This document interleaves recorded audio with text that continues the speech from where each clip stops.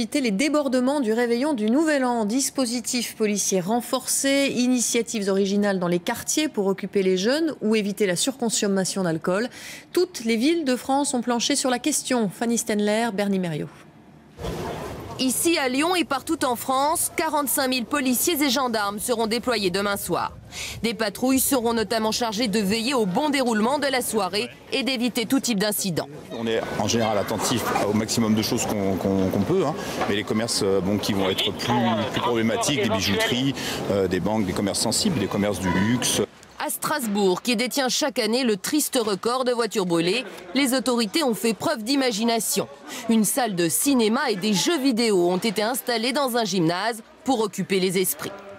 Pour échapper aux feux de poubelle et aux cocktails Molotov, la préfecture d'Avignon a limité les risques au maximum en interdisant la vente d'essence. Et pour éviter la polémique sur le nombre de voitures brûlées, Brice Hortefeux a annoncé qu'il ne donnerait pas de chiffres tout de suite. Pas de concours, pas de palmarès. En revanche, je donnerai un résultat et un bilan très détaillé, très précis et totalement transparent lorsque je communiquerai sur les questions de délinquance et de lutte contre la délinquance. Ça se fera au mois de janvier. Qu'est-ce qui est prévu pour éviter les débordements ? Beaucoup de monde et surtout beaucoup de policiers, puisque un quart des effectifs mobilisés sur la France le seront en région parisienne. Et surtout, ici, derrière moi, sur les Champs-Élysées, la sécurité sera renforcée, notamment aux abords des transports, pour anticiper l'éventuelle arrivée de bandes de casseurs, comme on a pu le voir ces dernières années. Bref, toutes les précautions sont prises pour que cet esprit de fête que l'on sent déjà bien présent ce soir ici ne soit pas gâché demain. Outre les effectifs en uniforme, la préfecture de police a prévu d'utiliser au maximum son dispositif de vidéo mobile sur le terrain et dans les airs. La direction du renseignement sera également discrètement représentée sur les sites les plus sensibles.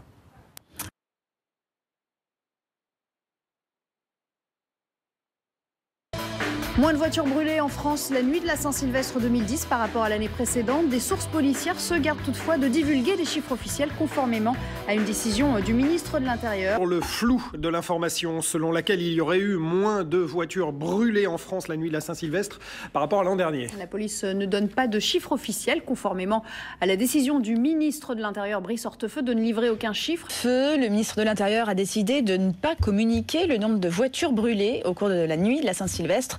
Pour éviter une course aux chiffres, dit-il, l'opposition dénonce les contradictions du gouvernement.